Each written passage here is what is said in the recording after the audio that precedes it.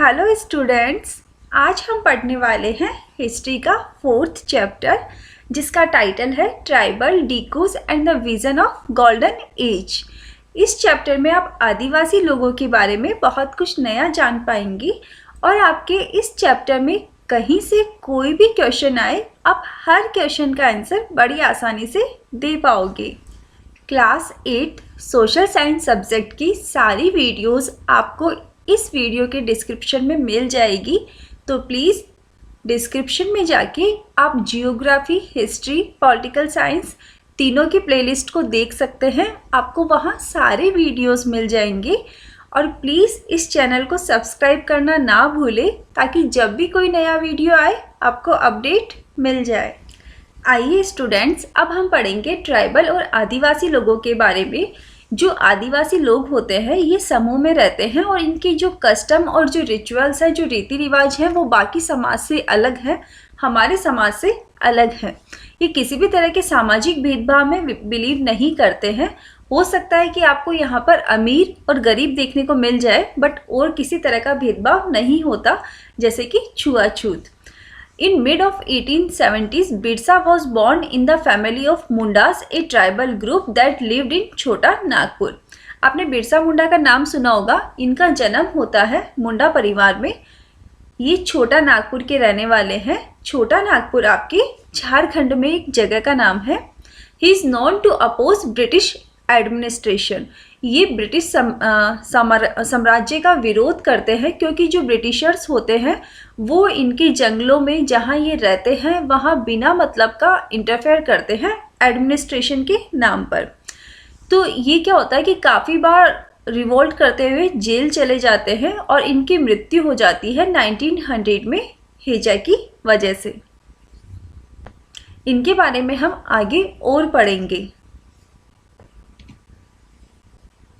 How did tribal groups live? By the 19th century, tribal people in different parts of India were involved in a variety of activities such as subsistence farming, herding, collection of forest product.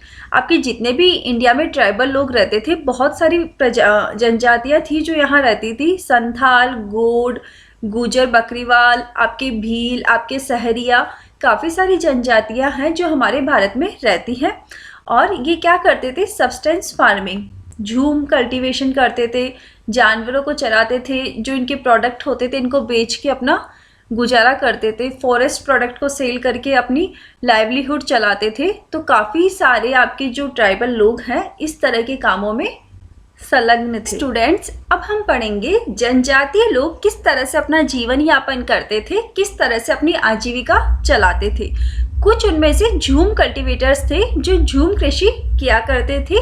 झूम कृषि को हम स्थानांतरण कृषि के नाम से भी जानते हैं। इंग्लिश में हम इसे शिफ्टिंग कल्टीवेशन कहेंगे। ये जो कृषि है ये छोटे से पेज पे की जाती है। ज़मीन का एक जो छोटा सा भूखंड होता है, छोटा सा एरिया होता है, वहाँ की जाती है। और मोस्टली आपको ये खेती कहाँ कर देखने को मिलेगी? फॉरेस्ट एरियाज में देखने को मिलेगी। बेवर एक टर्म है जो मध्य प्रदेश में यूज किया जाता है फॉर शिफ्टिंग कल्टीवेशन। स्थानांतरण कृषि के लिए मध्य प्रदेश में बेवर शब्द का यूज किया जाता है। तो आइए अब हम जानते हैं कि स्थानांतरण कृषि क्या होती है। जो जनजातीय लोग होते हैं ये क्या करते हैं कि पेड़ों के ऊपरी हिस्से को, ट्री टॉप्स को कट कर देते हैं ताकि जो सनलाइट है, जो सूरज की रोशनी है, वो ग्राउंड तक इजीली पहुंच सके, सूरज की रोशनी को पहुंचने में किसी भी तरह की दिक्कत ना हो। इसके बाद क्या करते हैं वो बर्न द वेजिटेशन, वहाँ पे जो भी वनस्पति उगी रहती है, जो पेड़ पौधे, जो घास फूस रहते हैं उनको जला देते हैं। फिर जो उनकी राख होती है उसे क्या करते हैं वो जमीन पर बिखेर देते हैं। क्यों? क्योंकि उसमें पोटाश की मात्रा होती है।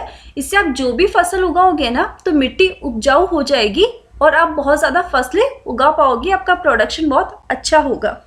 एंड देन वो क्या करते हैं कि जो भी उनको फसल उगानी है, हम लोग तो क्या करते हैं उनको जो सीड्स होते हैं उनको मिट्टी में बोते हैं, उनको मिट्टी को खोद के उनमें डालते हैं।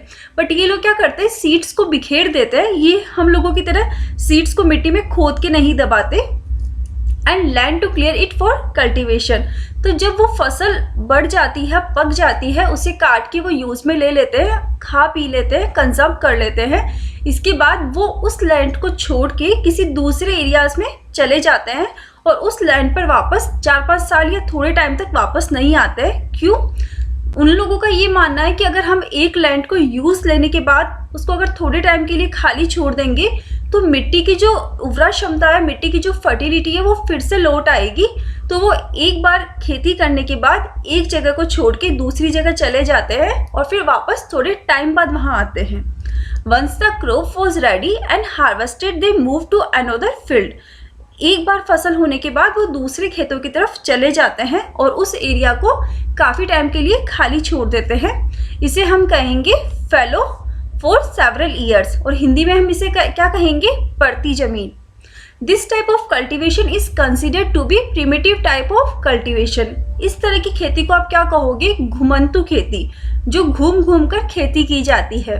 And took as a loss to the forest wealth. But overall अगर हम बात करें तो जो आपकी वन संपदा है, जो आपका फॉरेस्ट एसेट है, इसका हास होता है, क्योंकि आप पहले ट्री टॉप्स को काट देते हो, फिर आप वहाँ पे जो भी वेजिटेशन है उसे जला देते हो। तो इस तरह से आपकी जो वन संपदा है उसमें आपको बहुत नुकसान होता है। कुछ आदिवासी लोग शिकारी थे और कुछ आदिवासी क्या करते थे? जंगलों में जो भी उनको प्रोडक्ट मिलते थे, जो फॉरेस्ट प्रोडक्ट होते थे, उनको इकट्ठा करते थे और लोकल मार्केट में बेचकर अपना जीवन यापन करते थे। अगर हम इंडिया के कई सारे रीजन्स की बात करें तो जो भी आपके जनजातीय लोग थे, ये मेजरली किस पर डिपेंड करते थे? जानवरों का शिकार करते थे, उनको खाते थे। एंड जो भी फॉरेस्ट प्रोडक्ट होते थे, आपकी श्रब, हर्ब, आपकी जो पेड़ पौधों की जो जड़ें होती है, जो जड़ी बूटियाँ होती है, जो भी आपके साल महुआ के बीज होते हैं, उनसे ये फूड ऑयल बनाते थे, उनमें सब्जियां बनाते थे। जंगलों में जो फ्रूट्स मिलते हैं, ये मेजरली उनको खा पी के उन पर डिपेंड रहते थे। अगर हम बात करें ओडिशा की जनजाति की, ओडिशा में जो जनजाति पाई जाती है उसका नाम खोड है। ये लोग क्या करते थे? जंगलों में शिकार करते थे और फॉरेस्ट प्रोडक्ट को इकट्ठा करते थे और लोकल मार्केट में ले जाके बेच देते थे। They used many forest shrub. ये जंगलों में जो जड़ी बूटियाँ मिलती है, आपको जो श्रब और हब मिलती है, इनको मेडिकल पर्पज़ के लिए यूज़ करते थे। इनसे दवाइयाँ बनाते थे और सोल्ड कर देते थे इनको लोकल मार्केट में। इनसे जो भी इनको दाम मिलता था उससे ये अपनी ज़रूरत की चीज़ें खरीदते थे। अगर हम बात करें सेंट्रल इंडिया की, मध्य भारत की, तो वहाँ एक जनजाति रहती है बेगा। बट ये जो बेगा जनजाति है, ये खुद को वनों की संतान मानती है, जंगलों की संतान मानती है और ये किसी और के लिए काम करना पसंद नहीं करती। ये सिर्फ अपने खाने पीने के लिए जितना ज़रूरी है उतना ही कमाना चाहती है और ये पूरी तरह से जंगलों पे डिपेंड रहती है। बाकी ट्राइब्स के साथ क्या होता था कि जब इनको कमाई नहीं होती थी तो ये शहरों की तरफ नौकरी की तलाश में जाते थे। कोई सड़क बनाता था, कोई लेबर वर्क करता था, ताकि इनको जो भी इनकम मिले उससे अपना घर चला सके। बट जो बेगा जनजाति है सेंट्रल इंडिया की, ये लेबर वर्क करना पसंद नहीं करती थी, ये किसी और के अंडर में काम करना पसंद नहीं करती थी। ट्राइबल ग्रुप्स को कई बार ज़रूरत होती थी कि अपने कई प्रोडक्ट्स को खरीदे और बेचे in order to able the get the goods, ताकि उनको जो भी चीज़ें चाहिए वो उनको मिल जाए। बट हर बार ऐसा नहीं होता, कई बार उनके पास पैसों की कमी होती थी क्योंकि उनकी इनकम इतनी ज़्यादा नहीं होती थी। तो ये लोग क्या करते थे? पैसा उधार लेते थे ट्रेडर्स और मनी लेंडर्स से। तो कि जैसा कि आप जानते हो, जो व्यापारी, जो महाजन वर्ग होते हैं, ये पैसा ऐसे उधार नहीं देंगे, ये ब्याज लेंगे। बट इनकी जो ब्याज की दरें हैं वो भी इतनी ऊंची होती थी कि आदिवासी लोग उस चीज़ को अफोर्ड नहीं कर पाते थे। तो ये कई बार उस कर्जे के दलदल में फंस जाते थे जिससे बाहर आना बहुत मुश्किल है। ठीक है, तो ये लोग क्या होता था कि आदिवासी लोग ट्रेडर्स को और महाजन लोगों को अपना दुश्मन समझने लग गए, इनको शैतान समझने लग गए, क्योंकि अगर ये इनके लिए इंसानियत नहीं दिखा रहे हैं, इनसे इतना ऊंचा ब्याज ले रहे हैं, तो ये इनको अच्छा क्यों समझेंगे। Tribals were mainly dependent on barter system. जो आपके ट्राइबल्स लोग हैं ये मेनली किस पे डिपेंड करते थे? बार्टर सिस्टम पे। बार्टर सिस्टम क्या होता है? आपका वस्तु विनिमय पद्धति। वस्तु विनिमय पद्धति में क्या होता है? आपको अगर कोई चीज़ खरीदनी है तो आप क्या करोगे? उसको पैसा नहीं देके उसको दूसरी चीज़ से एक्सचेंज कर लोगे। जैसे कि मेरे पास एक पेन है, आपके पास कोई दूसरा पेन है, अगर मुझे आपका पेन चाहिए तो मैं क्या करूँगी, मैं आपको अपना पेन दूंगी और आपसे आपका पेन ले लूँगी। तो इसमें हमने क्या किया, गुड्स को एक्सचेंज किया। तो बार्टर सिस्टम एक वस्तु विनिमय पद्धति है जिसमें हम वस्तु खरीदते हैं कैश देकर नहीं, वस्तु के बदले वस्तु देकर। कुछ आदिवासी जानवरों को पाला करते थे। Many tribal groups live by herding and rearing animals and gathering forest product. कई आदिवासी लोग क्या करते थे, जानवरों को पालते थे, उन्हें चराने के लिए एक जगह से दूसरी जगह ले जाया करते थे और जो भी उनको उनसे डेयरी प्रोडक्ट मिलता था और उनको जो फॉरेस्ट में जो प्रोडक्ट मिलता था उससे अपना जीवन यापन करते थे। दे वर पेस्टोरलिस्ट। वो कौन थे, चरवाए थे। वो move with their hertz of cattle और शिप। वो अपने जो मवेशियों का झुंड था, चाहे वो भेड़ों का झुंड हो चाहे वो बकरियों का झुंड हो, उनके साथ एक जगह से दूसरी जगह चले जाया करते थे सीजन के हिसाब से। कई बार क्या होता है, जब गर्मी का मौसम आता है तो जो वेजिटेशन, जानवर जो वनस्पति खाते हैं वो सूख जाती है, तो उन्हें वहाँ वो वनस्पति नहीं मिलती, तो उनको वनस्पति के लिए, जानवरों के लिए, चारे के लिए उन्हें एक जगह से दूसरी जगह जाना पड़ता था। तो वो हर सीजन में एक जगह से दूसरी जगह अपने जानवरों को चराते हुए जानवरों के साथ चले जाते थे। द वन गुजर ऑफ पंजाब हिल्स। अगर हम बात करें ट्राइबल लोगों की, तो पंजाब के पहाड़ी एरिया में जो जनजाति रहती है वन गुजर, आंध्र प्रदेश में एक जनजाति रहती है लबाड़िया। ये क्या थे, कैटल हर्डर्स। ये मवेशियों को पालते थे, मवेशियों के ऊपर अपना जीवन यापन करते थे। हम बात करें कुल्लू के गड़ियास की, ये भी कौन थे, आपकी जनजाति थी। Shepherds and the Bakarwal of Kashmir. जो कश्मीर की बकरवाल जनजाति थी, ये क्या करती थी, बकरियों को चरा के अपना जीवन यापन करती थी। बट बाद में क्या हुआ कि जब अंग्रेजों का शासन आया तो अंग्रेजों ने कानून बनाया कि ये जो जनजातियां हैं जानवरों को चराने के लिए एक जगह से दूसरी जगह शिफ्ट होती है, इन पे इन्होंने कानून बना दिया कि वो जानवरों को चराने के लिए एक जगह से दूसरी जगह नहीं जा सकते। उन्होंने इस चीज़ को रोक दिया। इससे क्या हुआ कि जो भी ट्राइबल लोग थे ये क्या हो गए, अंग्रेजों को अपना दुश्मन मानने लगे और उन्हें क्या बोलने लगे, बाहरी लोग, दीकूस, शैतान। इन लोगों ने अंग्रेजों को दीकू नाम से या बाहरी लोग से संबोधित करना स्टार्ट कर दिया और ये अंग्रेजों को अपना दुश्मन समझने लग गए। सम टुक टू सेटल्ड कल्टीवेशन। कुछ लोग स्थायी रूप से खेती करने लगे। कुछ जनजातीय लोग अब हर साल एक ही जगह रुककर खेती करना स्टार्ट कर दिए। Many tribal groups had begun to settle down instead of moving from one place to another. They begin to use the plough. अब उन्होंने किसका यूज करना स्टार्ट कर दिया, हल का यूज करना स्टार्ट कर दिया। And gradually got rights over the land they lived on. अब वो जिस जमीन पर रहते थे, जिस जमीन पर खेती करते थे, उन्हें उस पर मालिकाना हक मिल गया। अब वो जमीन उन्हीं की कही जाने लगी। Few tribes such as Mundas consider the claim rights. जो मुंडा जनजाति थी उसमें क्या होता था कि जो ज़मीन है वो पूरे कबीले की ज़मीन होती थी, उनके पूरे ग्रुप की ज़मीन होती थी। And assume the land to be belong to the whole clan. उसमें ऐसा नहीं होता था कि किसी एक लीडर की सारी ज़मीन है, जितने भी कबीले में लोग हैं, जितने भी उनके परिवार में लोग हैं, वो ज़मीन बराबर सभी की समझी जाती थी। British official so settle tribe group like the Gonds and Santhal. British लोग को स्थायी रूप से खेती करने वाले जनजाति लोग ज़्यादा पसंद थे। गोंड और जो संथाल जनजाति है, ये दोनों ही जनजातियाँ स्थायी रूप से रुककर एक जगह खेती किया करती थी। तो ब्रिटिशर्स इनको सिविलाइज समझते थे, इनको सभ्य समझते थे, इनको पढ़े लिखे और समझदार समझते थे।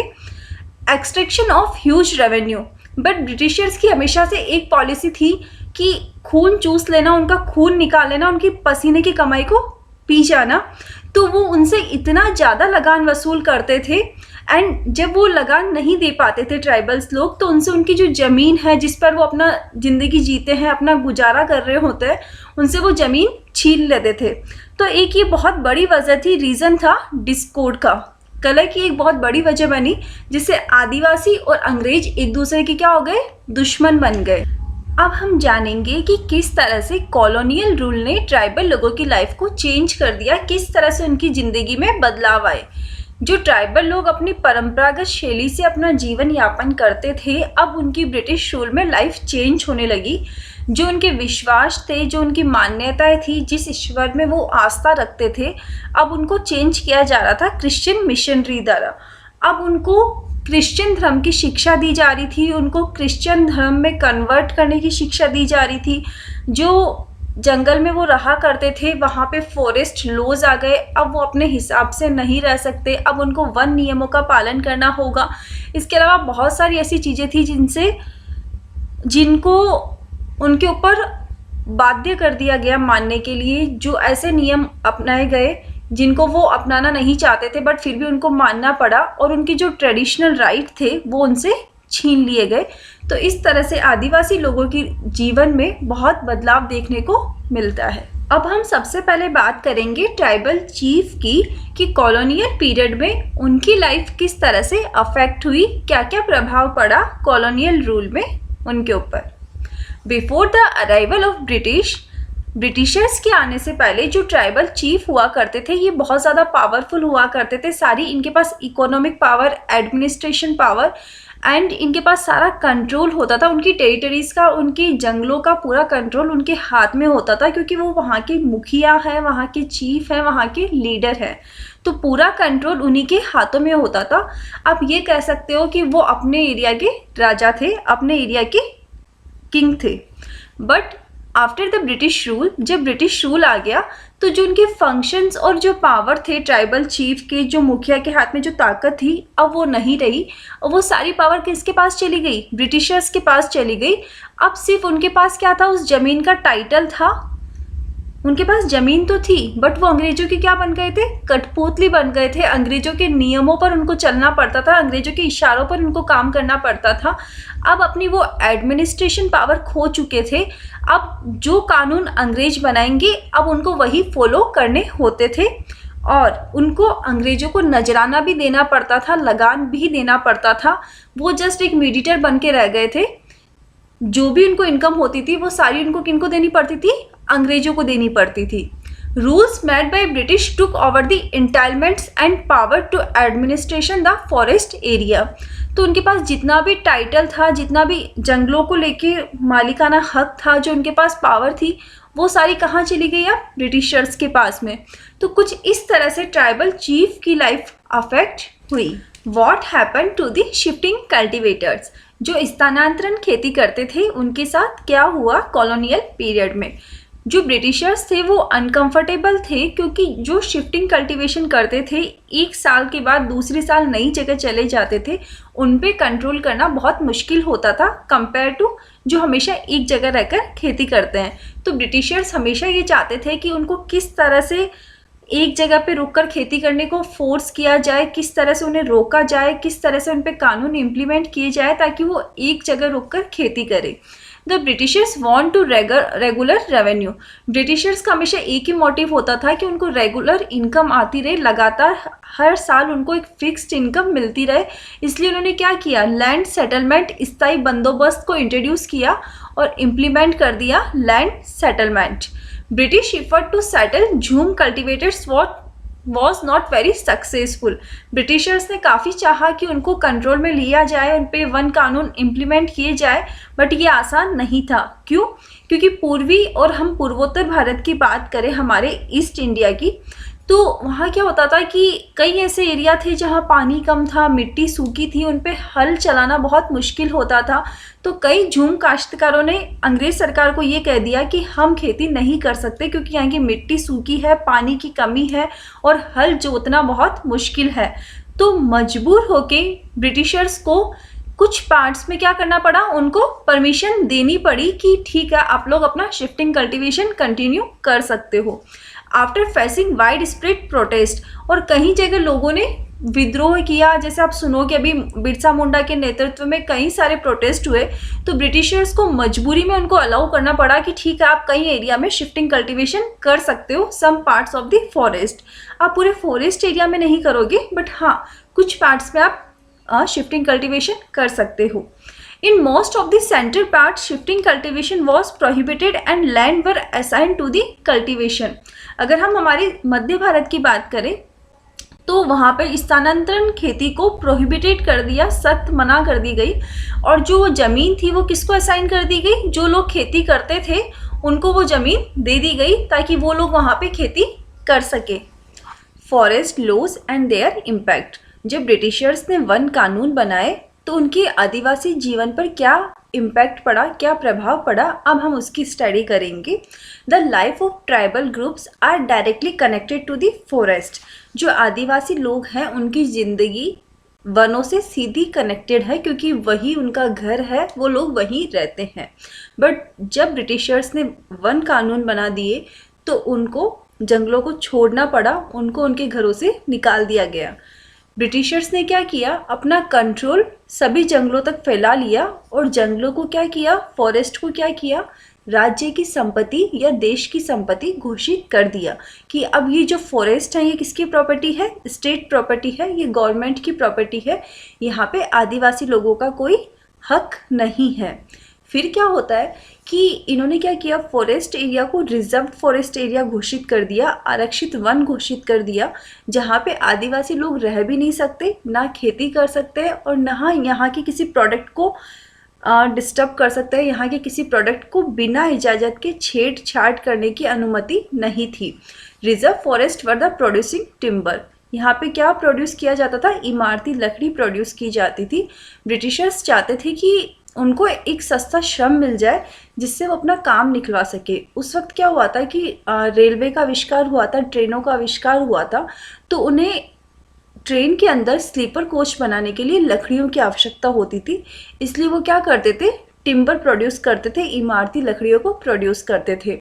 अब उन लकड़ियों को एक जगह से दूसरी जगह लेके जाने के लिए इनको लेबर की आवश्यकता पड़ती थी। अब वो लेबर कहाँ से लाए, तो अंग्रेज़ों ने दिमाग लगाया कि जो ये आदिवासी लोग हैं ये हमको सस्ता श्रम दे सकते हैं, ये बहुत ही कम रेट में काम करके हमको दे सकते हैं।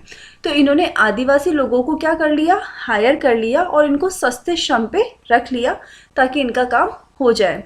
इन reserve forest people were not allowed to move freely और प्रैक्टिस झूम कल्टिवेशन। जो आरक्षित वन है वहाँ पे लोग फ्रीली घूम भी नहीं सकते और झूम कल्टीवेशन या किसी भी तरह की खेती नहीं कर सकते। ये जो लॉ था इसने कई सारे ट्राइबल लोगों की जो लाइफ है उसको क्या किया, अफेक्ट किया। They were mainly dependent on the forest land, क्योंकि वो ज़्यादातर किस पे डिपेंड थे, फॉरेस्ट से जो भी उनको प्रोडक्ट मिलते थे उन्हीं पे डिपेंड थे और उन्हीं से अपना गुजारा करते थे। कई ट्राइबल ग्रुप्स कॉलोनियल लोगों के खिलाफ हो गए, औपनिवेशिक जो ताकतें थी उनके खिलाफ हो गए। कईयों ने विद्रोह खड़ा कर दिया। आसाम में सोंगमा संग्राम करके एक 1906 में विद्रोह कर दिया आदिवासियों ने। इसके बाद 1930 में आदिवासी लोगों ने और विद्रोह कर दिया। तो कई जगह ऐसी आपको देखने को मिलेगी जहां आदिवासी लोगों ने अंग्रेजों के खिलाफ विद्रोह कर दिया। स्टूडेंट्स, अब हम जानेंगे कि आदिवासी लोगों को किस तरह की दिक्कत का सामना करना पड़ा। ड्यूरिंग द 19th सेंचुरी जो ट्राइबल लोग, आदिवासी लोग व्यापार करने लग गए थे तो उन्हें मनी लेंडर्स, महाजन लोग पैसा उधार देने के लिए उनके पास आए और उनको क्या ऑफ़र किया, कैश लोन, कि आप हमसे नगद उधार ले लीजिए और आप लो वेजेस पे हमारे लिए काम कीजिए। एंड उनको ऑफ़र किया कि आप ये लोन, जब आपके पास पैसा आ जाए तब आप हमें लोन के पैसे चुका सकते हो। बट ये एक ऑफ़र जो था, कैश लोन का जो ऑफ़र था, ये एक ट्रैप था, एक जाल था जिसके अंदर ट्राइबल लोग फंसते ही चले गए। उस दलदल से कभी बाहर नहीं आ पाए। ये एक विशियस साइकिल था, एक इस तरह का साइकिल था कि जिसमें अगर आप एक बार फंस गए हो तो आप बाहर नहीं आ पाओगे। And increase the misery of their life, और ब्याज जो इनको भरना पड़ता था इससे ये गरीब से और गरीब होते गए, क्योंकि ये पैसा तो अर्न कर ही नहीं पाते थे। जो पैसा ये कमाते थे वो इनको इंटरेस्ट के तौर पे देना पड़ता था। तो इनकी इनकम तो क्या होने लग गई, जीरो से नेगेटिव में जाने लग गई। Indian silk was in demand in Europe and whole world. हमारे यहाँ का जो सिल्क था उसकी डिमांड पूरे विश्व में थी, पूरे यूरोप में थी during the 18th century. The Santhals of Hazaribagh. Hazaribagh एक आंध्र प्रदेश में जगह है। वहाँ की जो संथाल जनजाति है, जो ट्राइब है, वो क्या काम करती है, रेशम की जो कीड़े होती है उनको पालती है, उनके कृमि कोशों को इकट्ठा करती है और इनको मार्केट में ले जाके बेच देती है। तो फिर क्या होने लगा कि ये जो मनी लैंडर्स थे ये अपने एजेंट भेजते थे और ट्राइबल लोगों से उनके जो कोकोन है, जो उनके रेशम के कीड़ों के जो कोकोन है, कृमि कोश है, उनको खरीद लेते थे सस्ते दामों में और उनको लोन प्रोवाइड करते थे।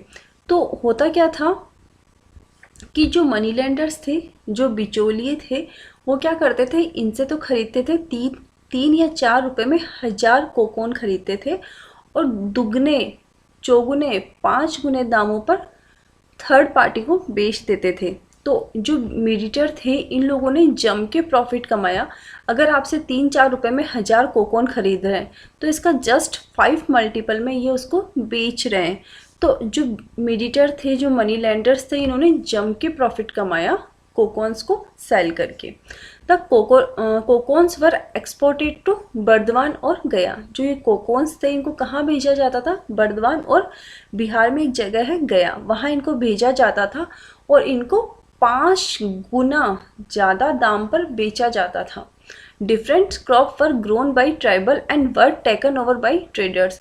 जो भी ट्राइबल लोग फसल उगाते थे उनसे फसल कौन ले लेता था, व्यापारी लोग ले लेते थे और उनको बहुत कम रुपए देते थे उनकी फसल के, और उसी फसल को वो बाज़ार में जाके बहुत महंगे दामों में बेचते थे। या आप ये कह सकते हो 5 गुना 6 गुना, कोई लिमिट नहीं है, उनको इतने महंगे दामों में मार्केट में ले जाके बेचते थे। तो जस्ट आप ये सोचिए कि जो हकीकत में मेहनत कर रहा है, जो सीरियसली मेहनत कर रहा है, उसे कितने कम दाम दे रहे हो, और अगर आप उसे लोन भी दे रहे हो तो जो भी इनकम वो कमा रहा है वो सारा पैसा उसका कहाँ जा रहा है, इंटरेस्ट में। वो ऐसे जाल में फंस रहा है जिससे वो कभी बाहर नहीं निकल पाएगा। उसकी जो होने वाली जनरेशन है, जो उसकी पीढ़ियाँ हैं, वो भी उस चक्र से कभी बाहर नहीं निकल पाएगी। हालांकि थोड़े समय बाद आदिवासियों को ये चीज़ें समझ में आने लगी और वो व्यापारी और महाजन लोगों को अपना दुश्मन समझने लगे और उन्होंने विद्रोह किया। उन्होंने लोन लेने से, लोन के पैसे चुकाने से मना कर दिया।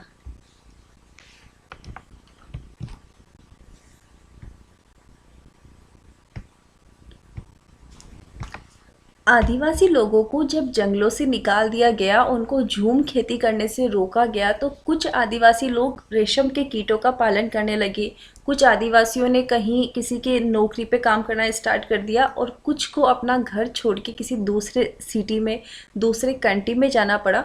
बट उनकी हालत और ज़्यादा वर्स्ट हो गई, वो अपने घर कभी फिर से रिटर्न नहीं हो पाए।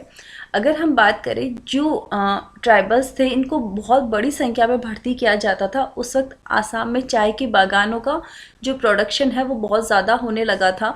तो जो आसाम में टी प्लांटेशन थे, जो चाय का जो उत्पादन किया जाता था, उनमें इनको भर्ती किया गया। इसके अलावा झारखंड में हमारे कोयले की खदानें हैं, उनमें इनको बहुत बड़ी संख्या में भर्ती किया गया। इनको बहुत कम वेजेस दिया जाता था और इनकी सिचुएशन ऐसी हो गई कि ये इस कंडीशन में पहुंच गए कि इनके लिए अपने घर जाना बहुत मुश्किल हो गया। इनको अपने घर जाने नहीं दिया जाता था, इनको रोक लिया जाता था अपने घर जाने से। तो इनकी सिचुएशन डे बाय डे और वर्स्ट होती चली गई। अगर हम आदिवासियों की ज़िंदगी को नज़दीक से देखते हैं तो हम ये पाते हैं कि जो ट्राइबल ग्रुप्स थे, जब उन्होंने विद्रोह किया तो वो परेशान हो चुके थे। जो कानून में बदलाव आ रहे थे, जो अंग्रेज कानूनों में बदलाव कर रहे थे, उन पे जो पाबंदियां थोप रहे थे, उनकी जो प्रैक्टिसेस हैं उनको करने से मना कर रहे थे, उनको झूम कल्टीवेशन करने से रोक रहे थे। एंड जो उन पे न्यू टैक्स लगाए जा रहे थे जिसको वो पे नहीं कर पा रहे क्योंकि उनको पैसा उधार लेना पड़ता था, वो टैक्स पे नहीं कर पाते थे। और जो उनका शोषण हो रहा था, उनसे सस्ती दरों पे, सस्ते वेजेस पे उनसे जो काम कराया जाता था, जो उनसे मेहनत कराई जाती थी, उससे वो बहुत परेशान हो चुके थे। वो ट्रेडर्स, मनी लैंडर्स और आपके ब्रिटिशर्स तीनों के ही खिलाफ हो गए थे। तीनों के ही खिलाफ होने की वजह से उन्होंने बाद में कई तरह के विद्रोह किए। पूरे भारत में कहीं ना कहीं आपको अलग अलग विद्रोह देखने को मिल जाएंगे। अब हम बात करते हैं आदिवासी लोगों ने कब कब विद्रोह किया और पूरे भारत में कहाँ कहाँ से उन्होंने विद्रोह किया।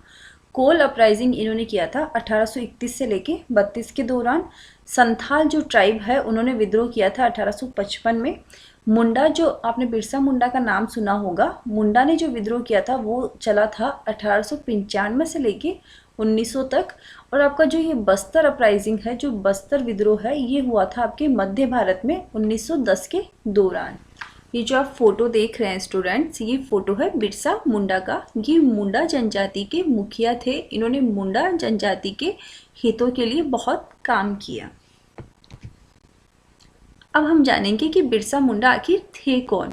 बिरसा मुंडा का जन्म एक गरीब परिवार में हुआ था। इन्होंने बचपन से ही अपने पापा को दर दर भटकते, काम की तलाश करते देखा था। जैसे जैसे ये बड़े होते गए, इन्होंने इंग्लिश मिशनरी, जो अंग्रेज़ों की मिशनरी होती है, वो ज्वाइन की। और इन्होंने ये पाया कि अंग्रेज ये कहते हैं, मिशनरी में ये शिक्षा दी जाती है कि मुंडा लोग अपना राज्य फिर से पा सकते हैं, अपनी पुरानी ज़िंदगी फिर से जी सकते हैं, अगर वो अपना धर्म परिवर्तन करके ईसाई बन जाए, क्रिश्चियन बन जाए। फिर इन्होंने मिशनरी को छोड़ दिया। इसके बाद इन्होंने वैष्णव धर्म के एक प्रचारक थे, उनके साथ रहना स्टार्ट किया। और इसके बाद इन्होंने जोर दिया कि आदिवासी लोगों को शुद्धता और दया पे काम करना चाहिए। आदिवासी लोगों को गलत चीज़ों में प्रवेश नहीं करना चाहिए, शराब को छोड़ देना चाहिए, गंदगी नहीं रखनी चाहिए और समाज के हितों में काम करना चाहिए। बिरसा मुंडा ने आंदोलन स्टार्ट किया, खुद की लीडरशिप में लोगों को जागरूक किया। अंग्रेजों के खिलाफ, महाजन के खिलाफ, व्यापारी वर्ग के खिलाफ इन्होंने आंदोलन किया। ब्रिटिशर्स ऑफिसर्स वर वरीड। जो ब्रिटिश ऑफिसर्स थे वो चिंतित थे, क्योंकि इनका जो आंदोलन था वो बहुत सशक्त था, बहुत स्ट्रॉन्ग था। उनको ऐसा लगता था कि अगर बिरसा मुंडा जीत गए, इनका आंदोलन सक्सेस हो गया, तो सबसे पहले वो किसे बाहर निकालेंगे? इंग्लिश मिशनरीज को बाहर कर देंगे। जो मनी लैंडर्स हैं, जो महाजन लोग हैं, जो हिंदू लैंडलॉर्ड्स हैं, जो जमींदार हैं, जो गवर्नमेंट है, इन सबको क्या कर देंगे? वो बाहर निकाल देंगे और खुद का मुंडा राज स्थापित करेंगे। इन 1895 बिरसा मुंडा को अंग्रेजों ने क्या किया? 2 साल के लिए गिरफ्तार कर लिया। इन 1897 बिरसा मुंडा जब बाहर आए जेल से, इन्होंने क्या किया? गांव-गांव जाकर लोगों को जोड़ना शुरू किया। उन्होंने लोगों को अवेयर किया कि हमारा धर्म क्या है, हमारे प्रतीक क्या है, हमारी साइन क्या है। और लोगों से अर्ज किया, लोगों को आग्रह किया कि वो जो रावण है, जो डीकूज हैं, कौन है रावण और डीकूज? ब्रिटिशर्स। जो मनी लैंडर्स हैं, जो हिंदू लैंड लॉर्ड्स हैं, इनको क्या कर दे? डिस्ट्रॉय कर दे, इनको ख़त्म कर दे। और क्या करे? एक ऐसा साम्राज्य एस्टेब्लिश करे जो मुंडा लोग पहले जिया करते थे। ये अपने साम्राज्य को स्वर्ग के समान मानते थे और ये चाहते थे कि हम फिर से स्वर्ग की स्थापना करें। इन 1900 की बात करें तो जो बिरसा मुंडा है, ये कॉलेरा से मर गए, इनकी मृत्यु हो गई। और जो इनका ये आंदोलन था, ये भी फीका पड़ गया। जब आदिवासी लोगों ने विद्रोह किया तो इसके क्या इफ़ेक्ट सामने आए? जो ब्रिटिशर्स थे, उन्होंने कानूनों को और स्ट्रिक्ट कर दिया, ताकि जो मनी लैंडर्स है, जो व्यापारी लोग हैं, ये आदिवासी लोगों का शोषण ना कर सके, उनसे उनकी ज़मीन ना छीन सके। इससे ये शो होता है कि जो आदिवासी लोग हैं, इनको आप कम नहीं आंक सकते, इनकी ताकत को आप कम नहीं आंक सकते। इन्होंने अपने हितों के लिए लड़ाई लड़ी, इन्होंने विद्रोह किया, अपने हितों के लिए आवाज़ उठाई, एंड जिसे सुना भी गया। तो फाइनली हमने इस चैप्टर के सारे टॉपिक्स को अच्छे से पढ़ लिया। अब आप कौन सा चैप्टर पढ़ना चाहते हैं, प्लीज़ मुझे कमेंट में ज़रूर बताइएगा। मिलते हैं नेक्स्ट क्लास में नए टॉपिक्स के साथ में। तब तक आप लोग पढ़ते रहिए, अपना ध्यान रखिए।